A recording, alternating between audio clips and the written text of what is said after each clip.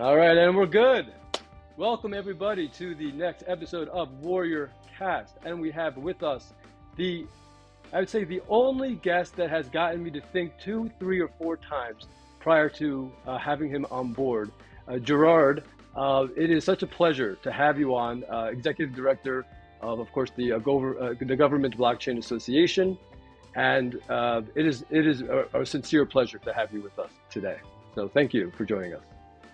Mike, it's a pleasure to be here. I've enjoyed some of your past work, and I really like the way you handle the podcast and your goals and stuff like that. So I'm looking forward to this. It's going to be a lot of fun.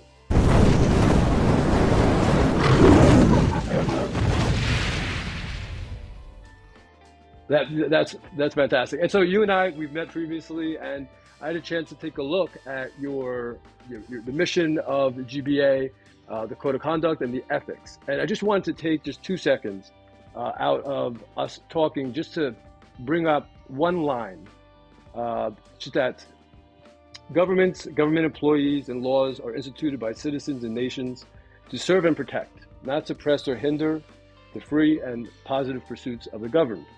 And then you go on to discuss inalienable rights like dignity to be enjoyed. And I mean, so you have prior experience working in the military, in infantry, as well as in intelligence, I think 13 years.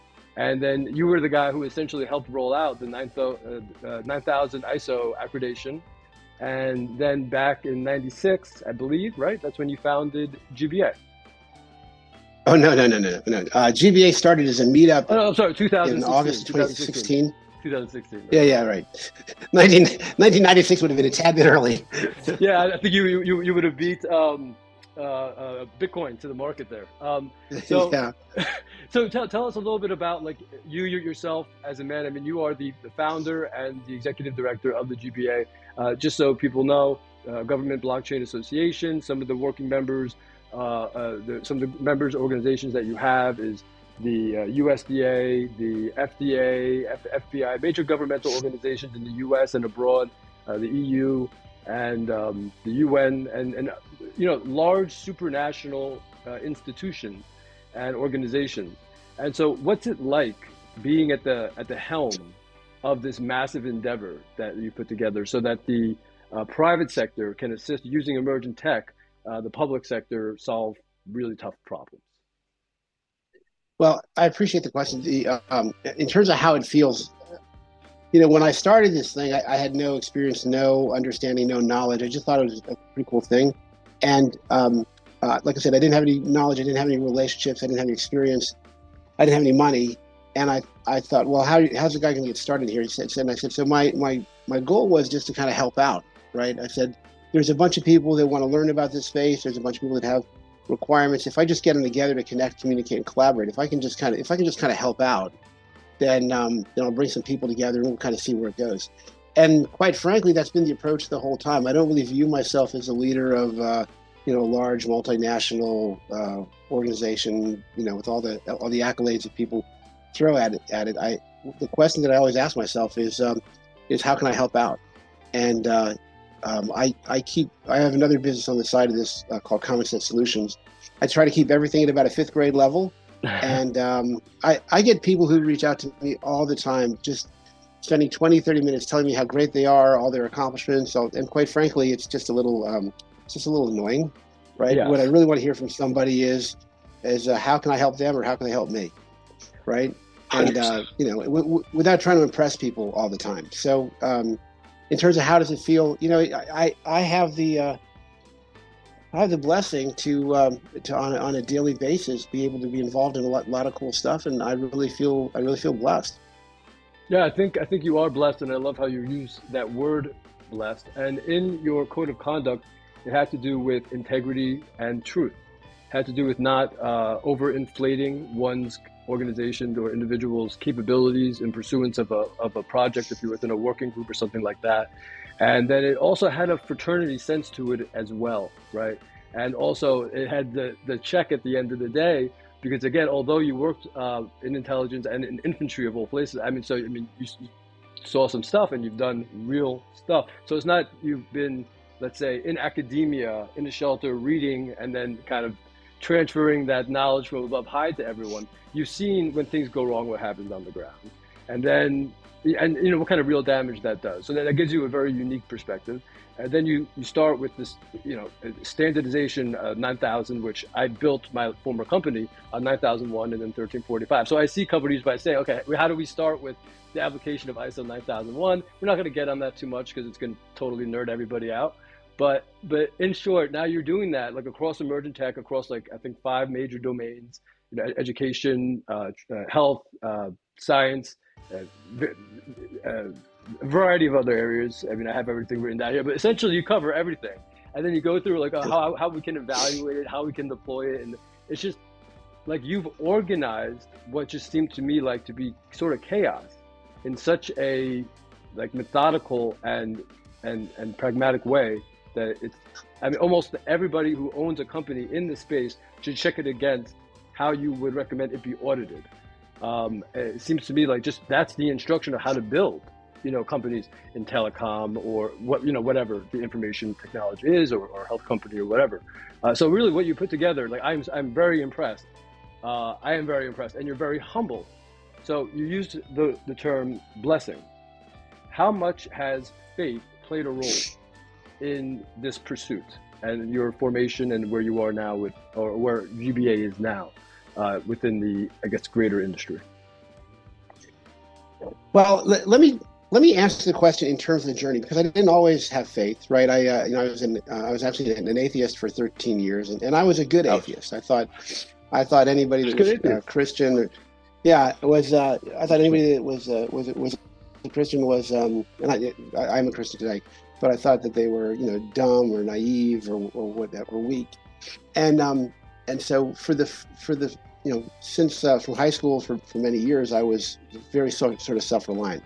My dad died when I was 16. My mom had a nervous breakdown, and so I was not technically but practically orphaned at 16. And I'd watched a lot of John Wayne movies, right? Rugged individualism, and and so I adopted many of his qualities, and I just always thought that I could take care of myself, right?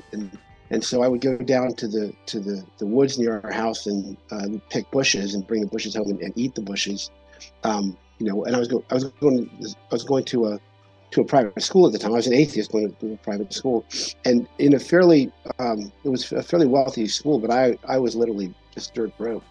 I ended up working generally 3 to 5 jobs at any given time through high school and college. I drove a truck from midnight to 6. I managed a bowling alley. I was in the National Guard. I managed I basically just worked all the time. I don't remember ever getting more than 6 hours of sleep. Generally, I would survive on 20-minute naps for several years.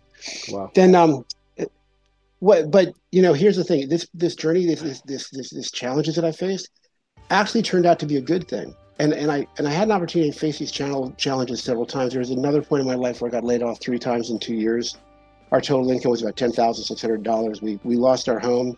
I had to move in with my mom. She was living on a $600 Social Security check at the time. Married, 4 kids. We were literally so broke. I'll never forget. We had to sell our car to buy diapers at one point. Before we put the kids to bed, I had all 4 kids living in. We raised 5, but at this point we had 4, and they're in a small bedroom with a bunk bed. I'd literally have to wipe the roaches off the bed. So we came through some pretty tough times, and again, I'm not going to make this all about my faith, but along that journey, I had an opportunity to meet the God of the universe, and when that happened, pretty much everything turned around for me.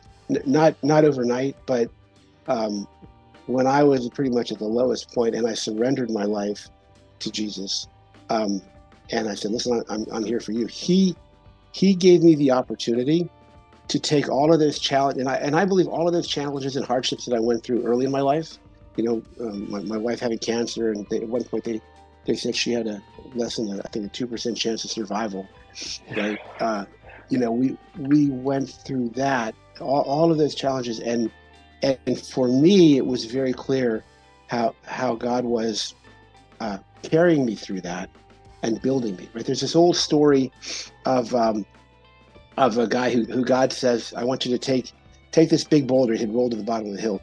He said, it needs to go to the top of the hill. I want you to push it, right? And so every day he would go out there and he would push and he'd push, and the boulder never moved. And every day it would happen. He got frustrated. And one day he just got so angry. He yelled at God. He's like, this is stupid. Why did you just tell me to do this? And now this is just a story, right? It's just a sort of a metaphor. But then God said to him, he said, I never told you to move it. I just told you to push it. He said, look at your arms. Look at how strong they've come. Look at your back, right? Look at how you've learned perseverance and strength. Now you're ready to do what I really have for you, which is much more than pushing a boulder up a hill, right? And I kind of, think of that story often and think, how have I been conditioned through surviving those hardships and having some of the experiences? And I'll tell you a little bit about where that led me. So as you mentioned, I was in Army Infantry and Intelligence, and I got out of that and I got into private contracting, and I got involved in ISO and then something called CMMI, and there's a long journey there. But I started the job that I had at the time is I was being contacted by defense contractors to do an assessment of their IT systems to see whether or not they could qualify for large government contracts. And I said, and so that's what I was doing starting from about 2005. I started getting contacted in around 2014 or 15 from companies in China. And they said, would you come to China and would you evaluate Chinese defense contractors on behalf of the Chinese government? And I chuckled. I was like, you do realize I'm a former United States Army intelligence professional, right? And they said, no, we know that about you, but we have it on good account that you can't be bribed. And so when we send our own Chinese officers in there, these are like $500 million contracts, they're bribed. And so we have it on good account that you can't be bribed. So I said, okay, well, we got to make sure everybody's on board and there's no funny business here. And integrity has always been a very important part of my life.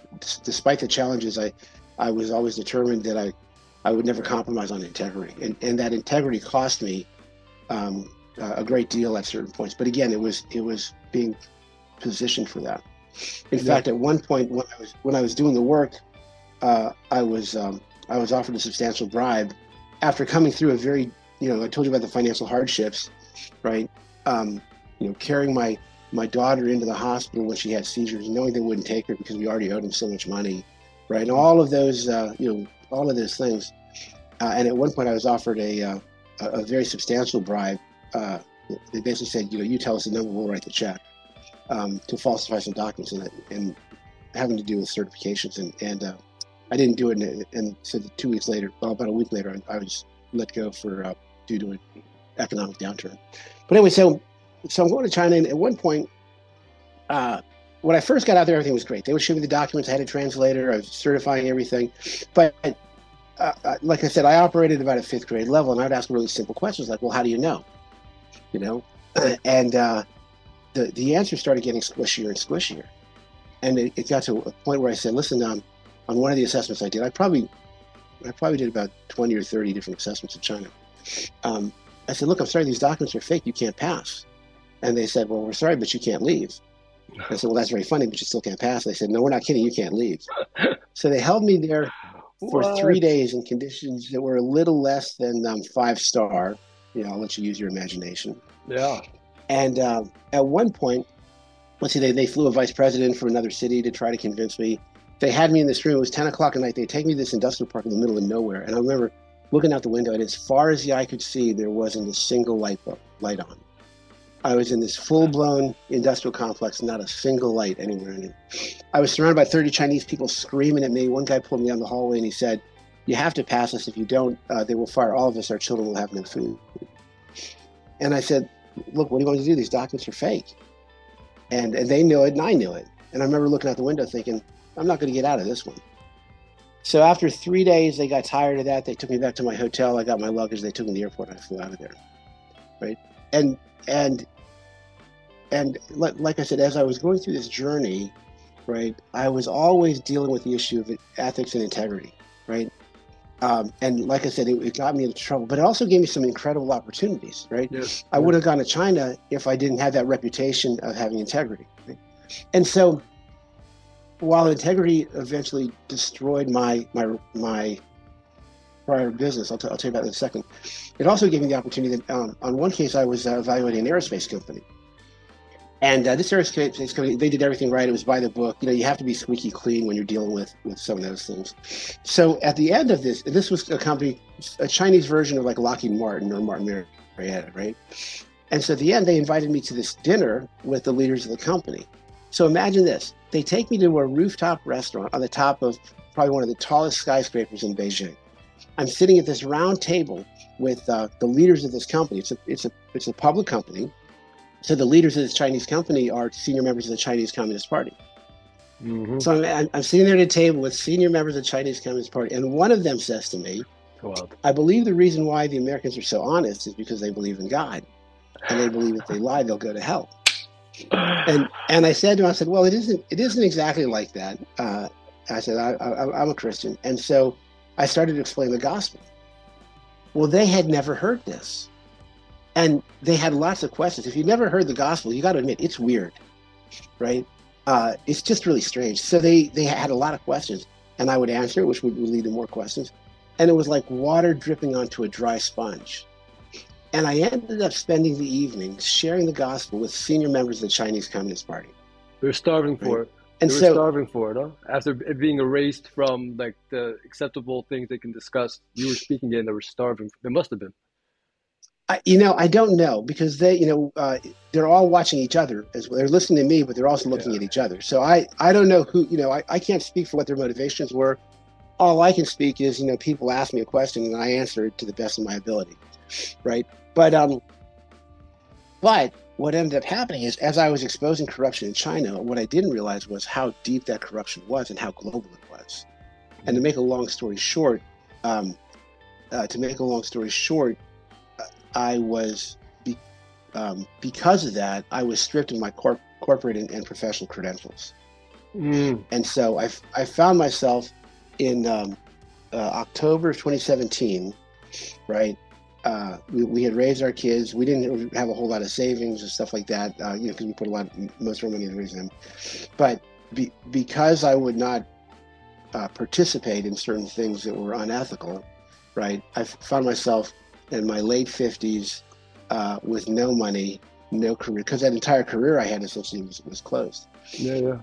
So what happened was we had started a little meetup at the time. My son bought a little bit of Bitcoin and he did pretty well with it. So I thought, well, let me find out about this Bitcoin. Oh, okay, blockchain is the secret sauce. So we started, again, like I told you, I didn't know anything about it. So I said, we'll just have a meetup, right? We'll just talk about a different subject every month. I'll bring people together. And there's a lot of smart people and they're looking for a place to do stuff. And I'll just create a space where people can come and talk. So we started that in our first one was August of 2016. And the people who came, we had 2 people show up, right? I marketed it for several weeks. I rented this big place and 20 minutes after the event, our second guest arrived, right? Then we started meeting in libraries and stuff. And the people who showed up initially were weird. These were like anarchists. These were people who wanted to bring down government. I mean, one guy handed me his business card. He said, "Hi, my name is such and such. I'm with Anonymous." And I'm looking at his business card. It's got his name, his address, his email, his phone number. I was like, "Got the Anonymous logo on it." Yeah. Like, I don't think you understand how this thing works, right? But one by one, we would start to get like a government contractor and then a low-level government employee, and we just kept meeting month after month after month after month after month. And as people came in, they told me what they're trying to do. I said, okay, well, let me see if I can put an event around to support you. Let me see if I can get you connected. And today, like you said, we have about 120 chapters around the world. We have 50 working groups, and our events attract ambassadors and members of the White House staff. But it was always that you read from that ethics statement. That's the very first thing we wrote. It's the most beautiful thing. Website and maybe on the website. Yeah, in the internet. Everybody go to the site. We'll put the description in below. It blew me away. It blew me away, and it chilled me. And actually, what Gerard and I, what we discussed prior to coming on, was sort of like, well, what can't I speak to, because these are these areas that would come up given the ethics. And it's like, oh no, just ask me anything. So that is a beautiful document, and it shows that you do have a sense of love and let's say a sense of duty to protect the homeland, right, and country during a time when it seems to be very popular to have this collective guilt against the success of the United States, and really to kind of start like a divide and conquer, march through the institution, questioning everything good that we've done in the past. Now we have to take apart that, and so this is the era that we're in today, and so it just seemed to me, given all the organizations, some which people are going to say have since been fallen, and some of the others, that you're positioned almost opposite of the supranationals or NGOs that wish to centralize everything. I mean, you are literally the supranational decentralization, the opposite of the command economy or the central planners, the decentralized planners. And I just found out to be so fascinating. Have you gotten a lot of pushback? I mean, I know you said all the integrity has given you a lot of problems, but it gave you tough skin to get through that. And then there you are, you persevere. And so people start to come around, and then things grow out of small meetups, and then all of a sudden here you are. But you have to have been identified, and you have to have been just like they did to me, just like they did to my partner and other people who speak the truth, who believe that the only way we move forward as individuals, despite the cost, damn the consequences, is by speaking the truth to the world, even when doing so is not popular, is when it's the most important time to do that. So I was just hoping you could sort of tell our audience what adversaries, have tried to take you down in your pursuit in the last, well, I don't know what you want to call it, since 2016? Well, I would say that our adversaries come from a space that's really not trying to maintain the control. They're really from competitive organizations that are jealous of our success. Right. I don't think we are perceived as a threat by the folks that are trying to centralize control, because we're fairly open to them. Right. At the last, we did an event not too long ago called Blockchain and Sustainable Economic Growth.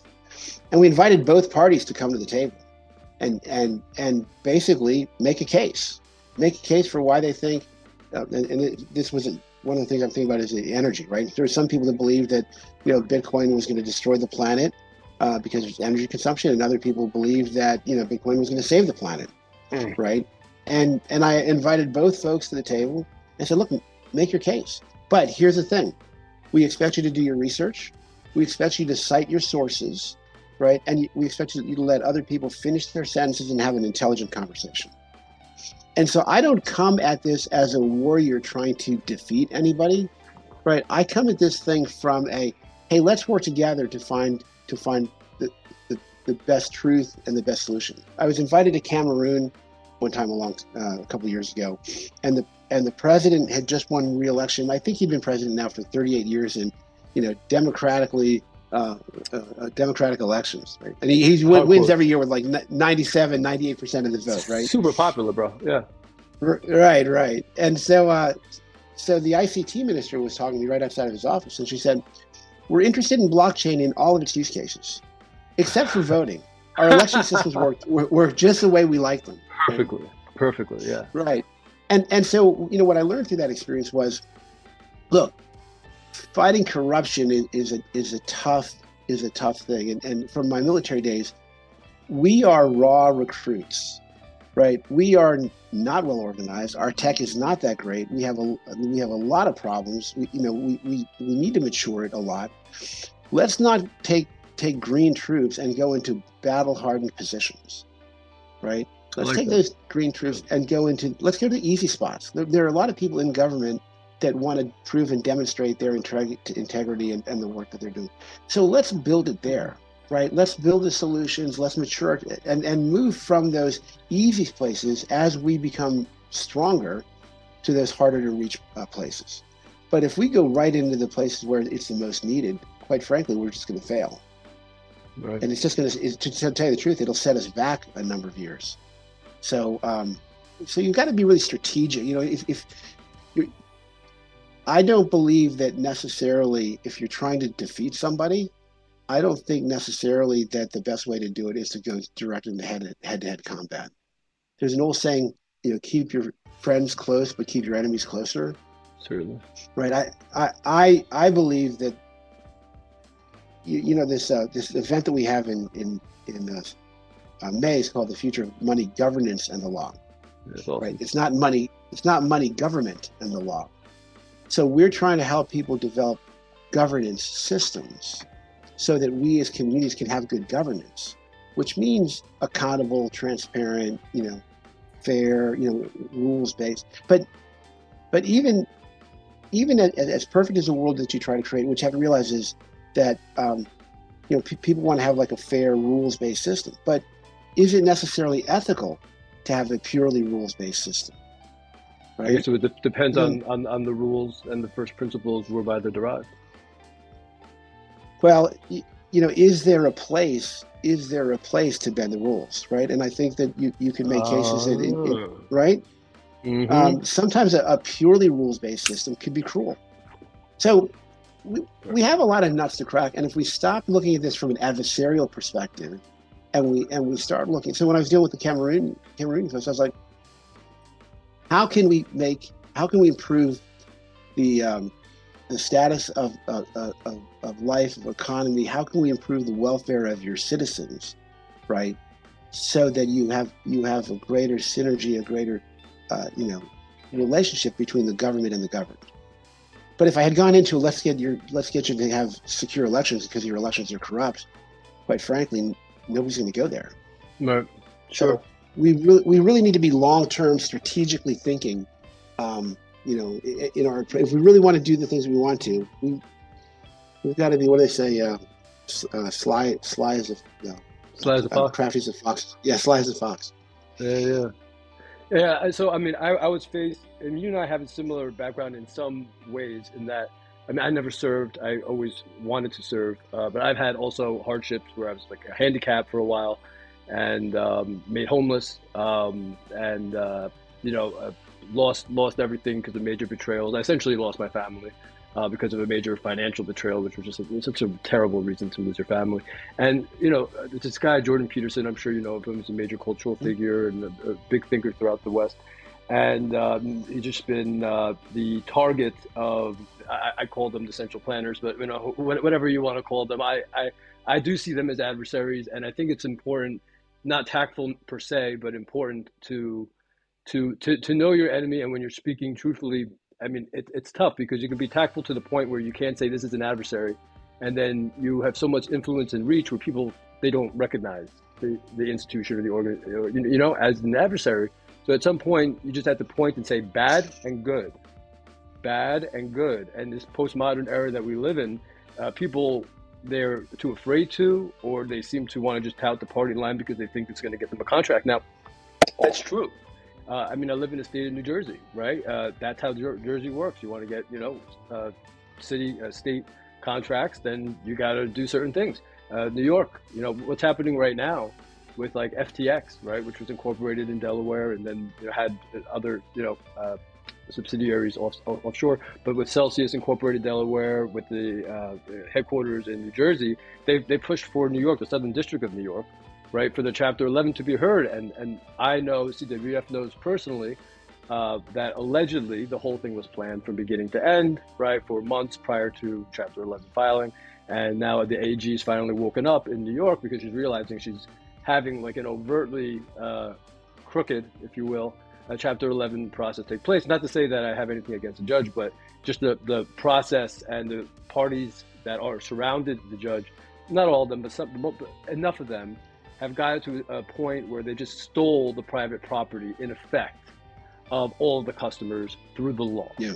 And that literally just happened 2 days ago. And now we're going full out like berserker right now, reaching out to DAs, trying to make a name for themselves, saying, listen, yeah, let's short all of this. Anyway, so we'll see what happens there. But we need more integrity. Let's talk about, you know, DeFi for a moment, because CeFi is dead without DeFi. I mean, you're not going to have a yield generating thing without secure decentralized finance. And then when he did all the government contracting and going back to solar winds, you see how unsecured, right, our systems are, how antiquated in some cases, and that exposed our nation, our home, to the most massive cyber attack ever in the history of the world, as far as we know, right? And its effects could still actually be propagating for all we know as well. Right? What got in, and what things have changed, and what do we understand about our own organization now that may have, it's fundamentally different because they changed the name, they changed the date, they changed the location, sources and methods, all these things that we kept secret for so long. It's like, that's not secret anymore. And there hasn't been a post-quantum layer put on. This is what I was seeing was like, yeah, we have the technology, it exists. And, we have you have a lot of group memberships involved in intelligence where they have to keep their sources and methods. I mean, their people are at stake overseas, right? If this information gets out, and it's just like, is the encryption good enough, right? So are we addressing issues relative to national security at a level where the same mechanism can be applied to DeFi, which would prevent these hacks, but also prevent us from losing, control of a list of our foreign assets, who could just be, right? If that gets out. So, is this something we're trying to accomplish? I hope it is. Yeah. Yeah. So there's a lot to unpack there. Most people don't realize exactly how massive the SolarWinds attack was, and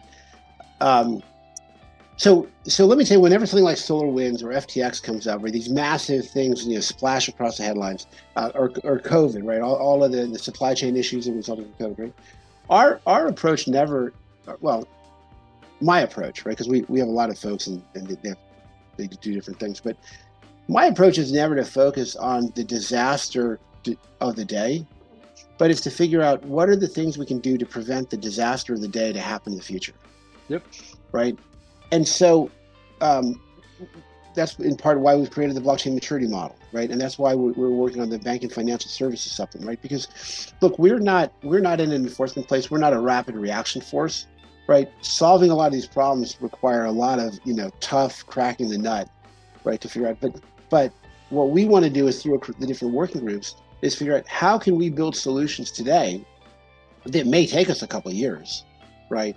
That will allow for the living in the kind of world that we want to live for in the future. And I'll give you an example. Oftentimes you'll hear about corruption in government contract. Yes. So one of the projects we're starting this month is we're working with the Deputy Assistant Secretary of State for acquisitions. So you got the Department of State, basically their top acquisitions executive, to look at what changes do we need to make to the federal acquisition regulation to allow smart contracts and digital assets to be used in government contracts.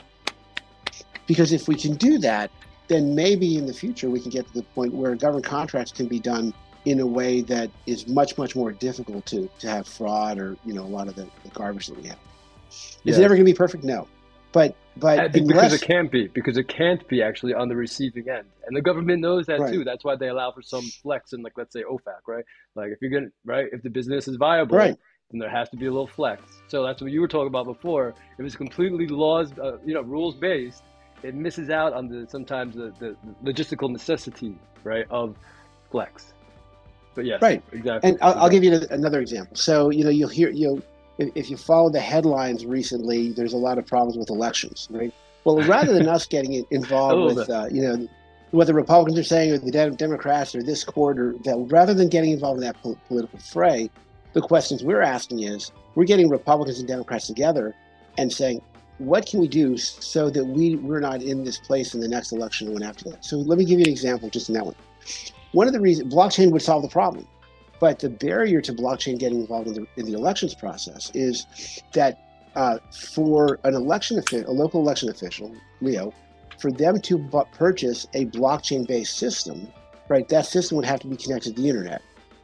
But the current certification requirements for an election system prohibits it from being connected to the internet, because these things were written back in the 1980s, or an internet, or the 1990s or early 2000s, where an internet connection couldn't be secured, right? So we're working and just recently made a submission to the election assistance commission to make changes to their standards called the VVSG, the voluntary voting system guidelines, to make changes to allow internet connected devices that are using blockchain to be certified, so that local election officials could purchase them, right? Have them certified. Right now, if they purchase a blockchain-based system, it can't be certified. And so if there's any trouble, then that election official essentially is on the chopping block because they purchased an uncertified system, right? And we're working with Republicans and Democrats. So again, it's not about the political fighting. It's really about people coming together and actually solving the problems. Mm-hmm. So that, those are just sort of two examples of how we approach making an impact in the world. And rather than kind of, fighting the other side, let's kind of come together. When my wife and I were first married, we were having this fight, and I said to her, well, there's two things about this, and I think it represents how you have to look at things.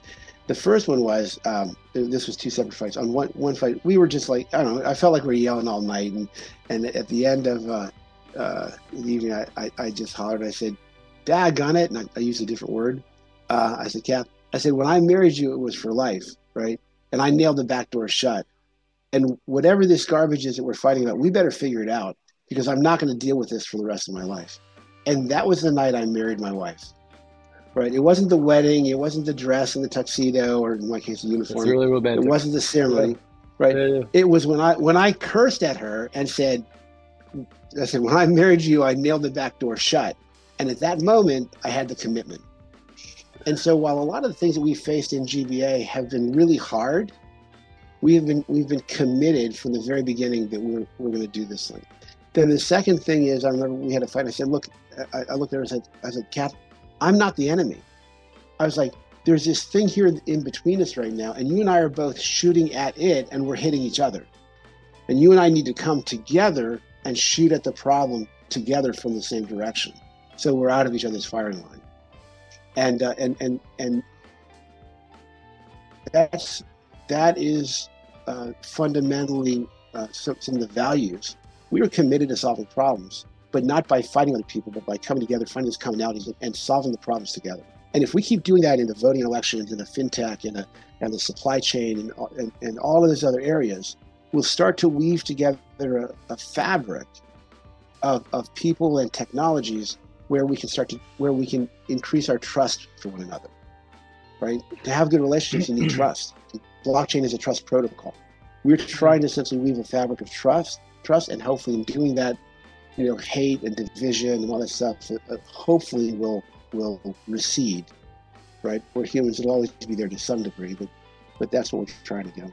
Yeah, cooperation in the pursuit of meaningful commerce. That seems to be like the healer between nation states, and but it becomes a point where, there's a question now: is if the republic has fell, that is our constitutional republic. If the ideas on both sides are right, so let's say one is based and founded in the idea of God, and then the other one is founded in the idea of postmodernism and moral relativism. Is there even a patchwork that can be done? And I think there's a question there, and I think that would be a good debate or conversation to have, to try to get to. But just to see all the disparate groups that you've been able to work to gather as organizational members, and then them working together. I'm very bullish sort of on the future, even to know that, quite frankly, you were, I'm going to say primitive, and no one you did it because you kept through it, but that you weren't shut down, right? That you didn't go missing or something happened, because I know people who tried to accomplish a lot less and had really bad outcomes as a result. So like there's Dickens, in the best of times and in the worst of times, Tale of Two Cities, during a pandemic, right? This is sort of the time that this was coming about and psychology sort of emerged out of. So what is your perspective on where we are right now, facing, 5 years maybe till the singularity or whatever, right? But just given the state of us within the states, within the United States, the ideological and temperamental divide right now that's been polarized through the corporate press and and amplified through Web 2, the walled gardens of the social media platforms today. It seems like they want us just to go after each other. They want chaos. Then we have what's happening right now from a monetary perspective and a governance perspective. I mean, I think that your training must have worked, because I listened to them during the FTX congressional hearing, the financial oversight, and like what they were asking today versus what they were asking like 4 years ago was like, wow, oh my God, these guys grew up. And I think maybe your training and educational program had something to do with that. And so that was a real pleasure to see. And now, so like one of the first bipartisan commissions that I think actually had happened took place over that bill, right? Took place over a blockchain or a digital asset bill. As to what happens, I don't know. So are you at this point bullish on us coming together as a country again, and then having an identity as a country, and then without forfeiting the network effect and the, let's say, really obligation to serve others outside the country? Like, are we able to become a cohesive whole again with an identity, right? That's grounded in reality, right? It's not an identity that changes from one moment to the next with different pronouns, right? And then the other one is, well, can we then, with this identity, move forthright in the world and do so with our integrity intact? There's a lot to unpack there with that, Mike. Let me go back to something you said early, and then I'm going to circle back to the more recent comment, right? Okay. In terms of, you have to remember that at the time that Jesus was walking around the earth, the Pharisees and the Sadducees were really upset that he was talking to the prostitutes and the tax collectors. But that's where he spent most of his time, right? And he, it's like, what do you say? It's not the healthy that need a doctor; it's the sick. And so, I think that we should be engaging with people that have very different perspectives and ideas. I don't think we should be running from them or attacking them, right? No, I agree. So I'm going to say something. I want to say something else that may not be kind of in line with your thinking, but I believe that as we move into the future, right, that borders themselves are going to be very different, right? Right now, we've lived in a world where we are organized around geography, right? You were part of a tribe, then maybe a village, then a city-state, then a kingdom, then a nation, right? And because as our ability to communicate has improved, right, our being able to connect with each other and create affinities have been able to grow at larger and larger scales. Well, we're at the point now, because of our communication mechanisms, that I might have something a lot more in common with somebody in another country, right? Because we're the same industry, we have the same values, whatever. And I think we're starting to see that people are creating affinity groups that are not geographically contained. So that, and listen, I'm an American. I love my country, and I espouse the values, but I have more affinity with other people that share my values, regardless of where they live, whether they live in Mexico or China or wherever, right? And so one of the things that I think that needs to happen is, how do we focus less on our boundaries, right? And how do we help people throughout the world achieve dignity, right? Achieve economic prosperity, right? If we, one of the things that I won't get political, but I really think that if we spend too much time talking about our country, America, right? Because listen, there are people in our government, in our country, that I just disagree with, right? I think they're wrong, right? Yeah. But I would think they're wrong whether they're in this country or another country. And there's people outside of this country that I think are right. So let's promote the values, right? And again, I wish no ill in our country, but also when our country does something that's wrong, right? What we've done to the dollar has been atrocious. It's disgusting. Yes. But it hasn't been one party or the other. Both parties have done it, right? I mean, I think the nonpartisan, disgusting nature of monetary policy. Absolutely. Right. So I'm, and then we talk about, well, if you move to some sort of decentralized currency, that could be a national security threat for the United States. Yeah, it could be. It probably, because I think in that area, we blew it, right? Yep. I personally think that we're on a course to eventually have the dollar no longer be a currency, because we've not been responsible enough in the management of it, of the reserve currency, and neither has anybody else, right?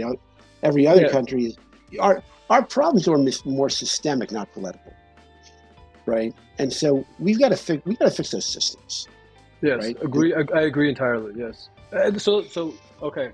But did you want to circle back around? Because if not, then I still got a couple more. And then I don't remember if I even answered your question, but it was a fun conversation. Okay. Because you're such a fascinating mind. So I want to like nail down a few things here. So USAID, PAHO. I used to know the guys, the head of procurement of USAID, PAHO, and then some of the guys on the committee, the private, public committees, and the work that they did. And some of them confided in me, which is one of the reasons why CWF was born. Citizen Warrior Foundation was born because of that conversation.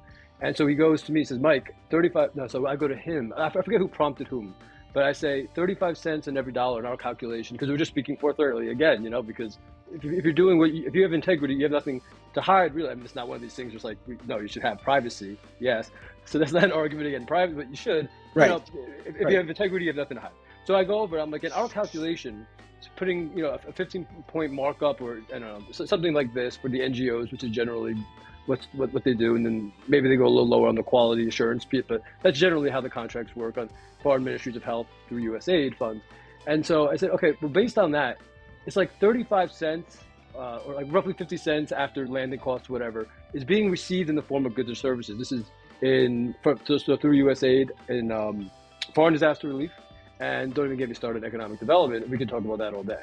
But let's just foreign disaster relief, because that's more immediate, and the solution for that is much more available and ready. And I have a team together actually that wants to solve this issue specifically. So I say, before the margin, 35 cents on the dollar. And he goes to me, he's like, assuming a 50-point markup. He's like, actually, Mike, you're wrong. So I'm like, oh, well. He's gonna, tell me something that's gonna be antithetical to that. He's like, no, dollar sent, dollar received, right? No, right. He's like, it's 25 cents. I'm just like, oh. Yeah.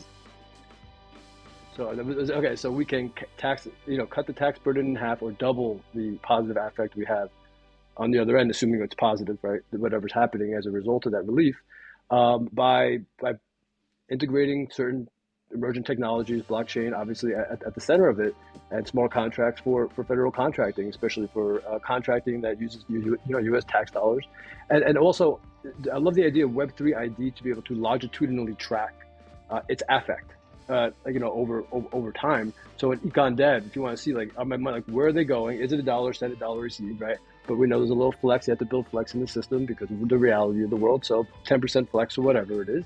Okay.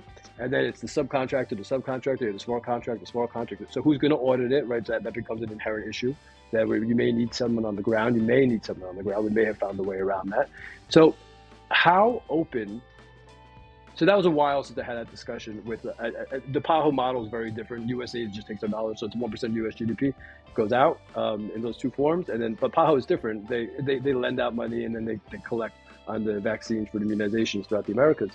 So he was a man of such integrity, the guy, the head of procurement at the time at USAID, that he essentially just would just volunteer his time to say, okay, Mike, this is how you get your company up to the point where you qualify to be able to do. Because we had our ISO 9001, we had our 1345, we were going after our CFR 820. It's been a while, whatever 820, whatever it is for the states, right, in USA. But most of our subsidiaries were overseas, or all of our subsidiaries, distribution outlets were overseas.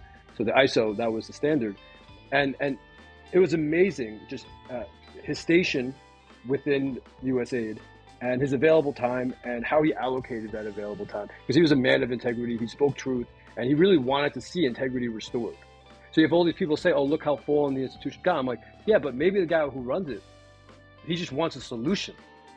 Like it's just the system broke. Yeah, okay. But now the guy who runs it, it's like, okay, maybe there's a solution. So, I mean, that's where you come in. That's where GBA comes in. Exactly. Yes. Can you speak to that a little bit so people really understand kind of what I'm trying to get at and what GBA is right now, especially in its working group?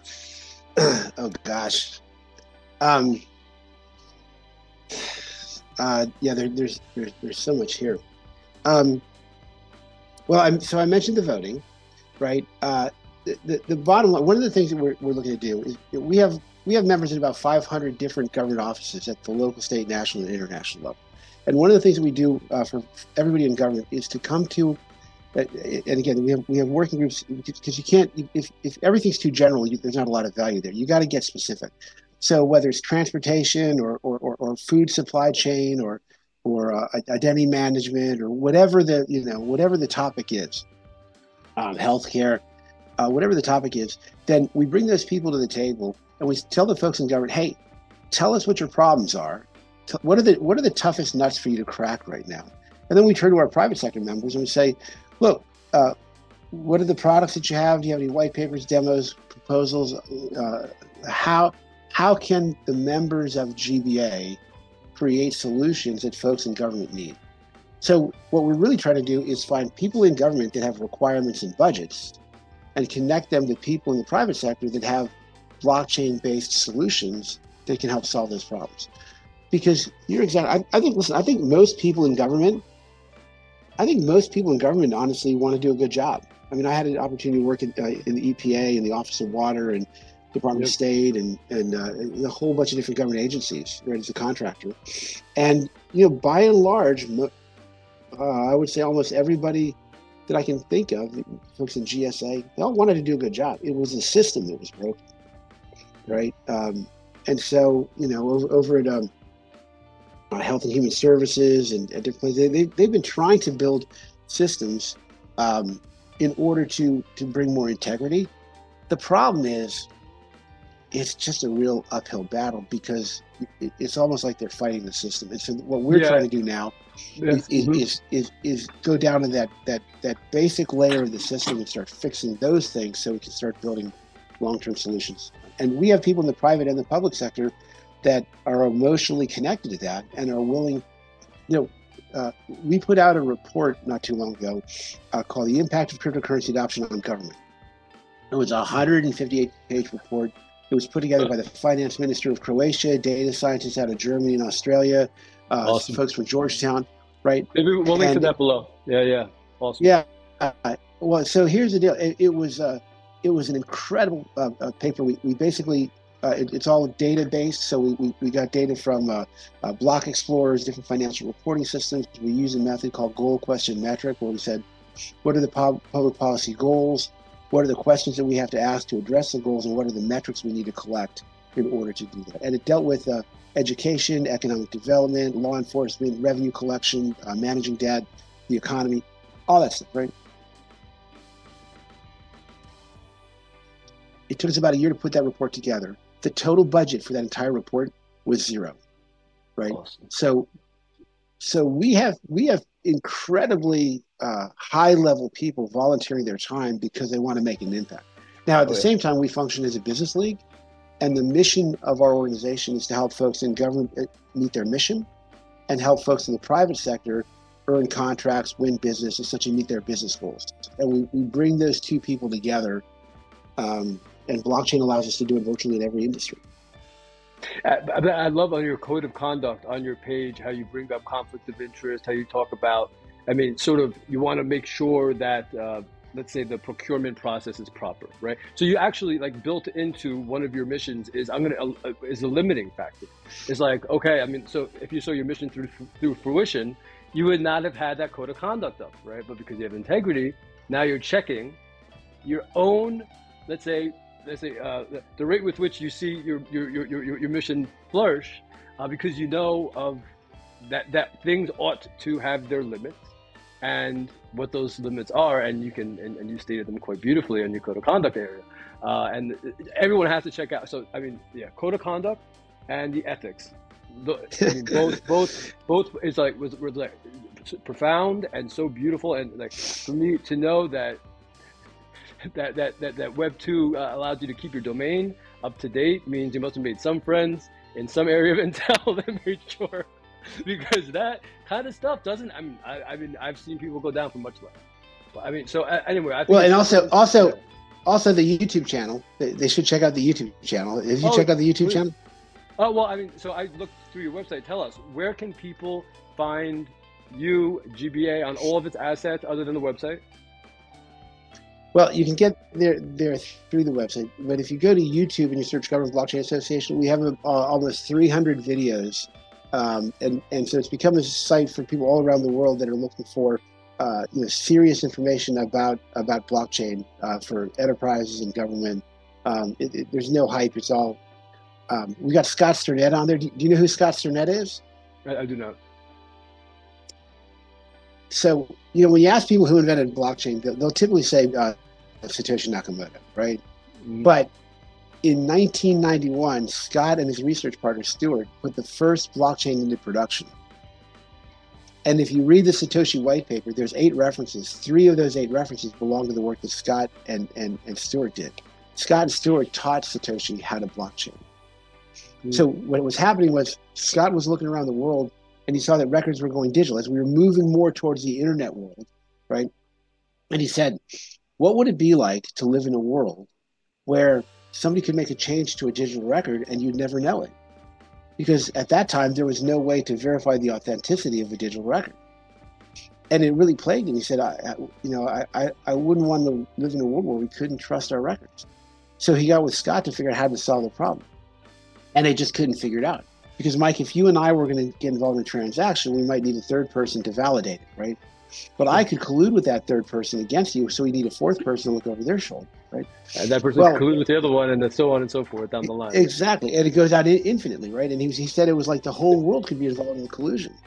And then it struck him that the problem was actually the solution. And he said, when enough people are involved in the collusion, it's no longer collusion, it's consensus. Yes, so the very first blockchain was put in place to verify the authenticity of digital records using collective witnesses and a chain of records cryptographically connected in 1991. So he was one of our keynote speakers and really kind of explaining really where blockchain came from, what was the itch that it was trying to scratch. And when you look today at a lot of folks that are trying to centralize these things, he had to bring us back to the foundations. The other thing, so go to YouTube and look at Government Blockchain Association. The other thing is on the GBA website under resources, you should check out the blockchain maturity model. Mm-hmm. Did you get a chance to take a look at that? You probably didn't. I don't recall. All right, well, let me just tell you this really quick. So enterprises and governments around the world are preparing to acquire blockchain solutions. The problem is they don't have the knowledge or framework to assess a good one from a bad one. So people make a lot of mistakes, and they're afraid to select any sort of innovative solution. They're always going to default to like IBM or somebody that's already got something that they've been delivering for 1,000 years, right? And so all of these new companies that have innovative solutions that are decentralized and stuff like that, governments can't really take them seriously because they have no way to know whether they're authentic or valid. The self-auditing documentation that you have on block. Yes, is that what you're referring to? So yes, right. So we created this thing called the blockchain. Yes. Right. So we created a blockchain maturity model. It's comprised of 11 elements. It's got like distribution, governance, identity, things like that. Yep. So now government, and we created an assessment framework. So like you said, people who are building solutions can use it as a roadmap, but people who are acquiring solutions or investing in solutions can use it as an assessment framework. Sure. And then in addition to that, we identified, like I said, the 11 characteristics of a blockchain, but each industry has their own unique requirements. So take identity management. If you're gonna do identity management in a bank and financial services context, you got to do AML KYC, right? Anti-money laundering, know your customer. But if you're doing it in an election context, you have to have permanent separability between the voter and the vote, or between the individual and the transaction. If you're doing identity management in, say, for clinical trials, you have to know that this data came from patient ABC123, and you need to know their blood pressure and their age and their sex, right? Maybe their medical history, but you can't know their name, address, and phone number, right? So each industry has a unique set of requirements for their blockchain. And so in addition to the blockchain maturity model, we've created supplemental requirements in banking, finance, gaming. We're about to start working on the energy one. So all of these industries have a unique set of requirements to help the people who are building the solutions and the people who are acquiring the solutions get on the same page in terms of what is it that they need to do to come together so they can have a blockchain solution that's trusted. So yes, I am quite familiar. You and I looked at it briefly, but then I dug in because we have a huge project that we're working on bringing together some people on, and hopefully the same people that work on the USA project, which is my like the hope that I can see because I've been on the ground.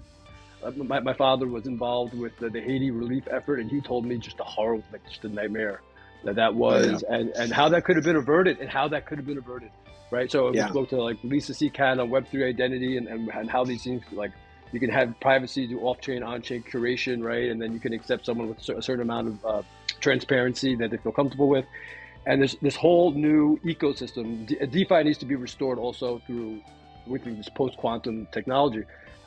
There are so I guess maybe we'll close on this unless there's something else you want to discuss.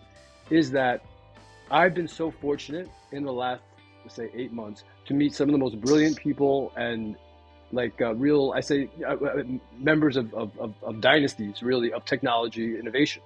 Yeah, and being recognized for it, and just men of integrity and women of integrity.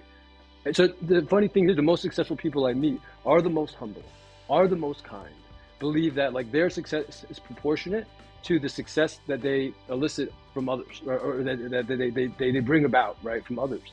And so there is this group, and you're right, and I agree with you. It crosses, nation state. It's borderless, and I mean, I would rather be like, even when it comes to like family, it's like there's something about your ability to sacrifice yourself in furtherance of protecting your highest, most values, whatever you consider deemed sacred, right? To circle around that and that be the cohesive unit, that it is just proximity and geography, right? It's just that in order for us to get there and make that transition, it's like I think we need the stability piece. So the transition part's very hard, but I agree with you, and so I will be introducing you to some of these foundations, and hopefully, I mean, everyone becomes a member. We're going to be promoting GBA like crazy because when your organization was brought to my attention, I looked through it, I was like, this guy has done what I want to do 10 years from now already. He's already, so I just felt like, all right, so organize all this stuff, done. What's the next?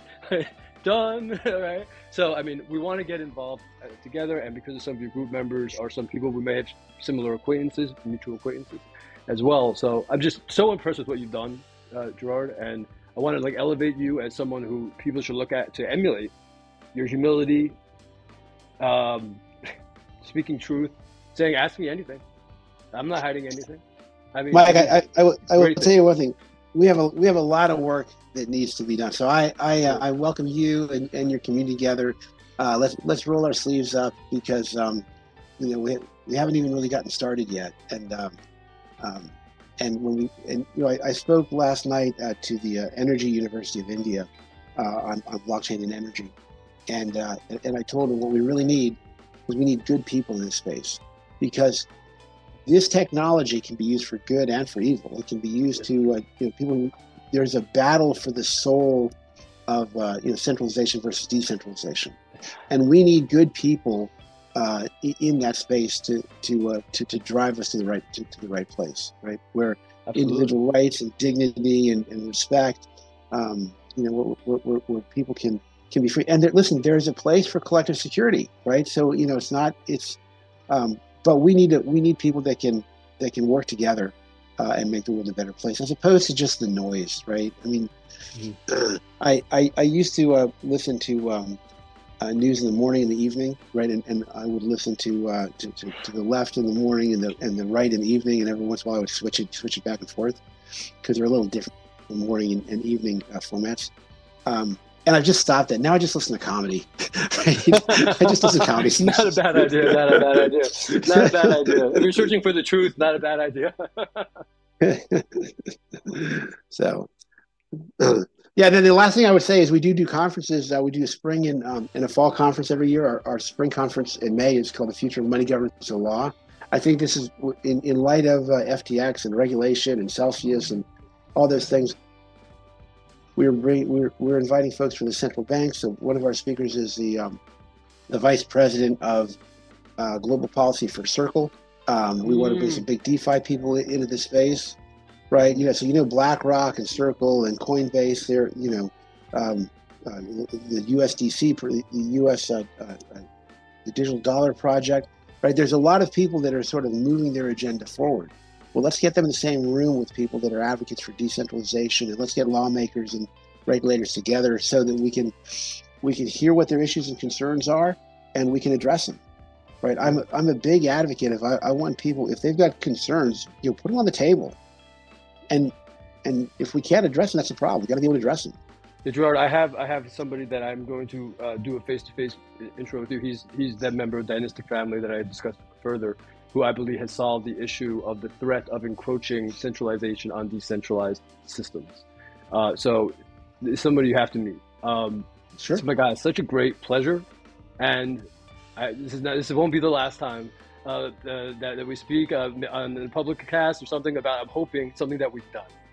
We speak to something of the impact of something that we've done. But I will be introducing you week after next, because there's big filing for claims right now with Celsius and the Attorney General. We're trying to help as much as we can, and we'll see where that goes. But is there anything you'd like to leave our audience with that you feel that we left out about yourself, about GBA, about anything really?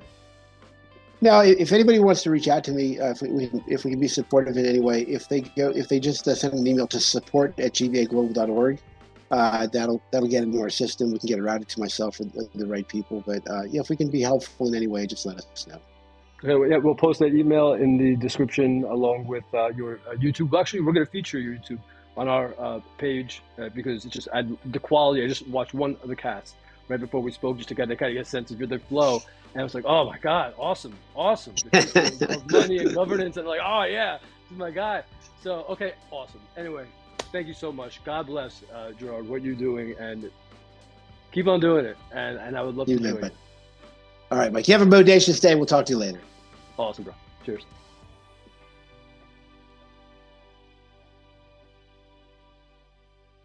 That was so good.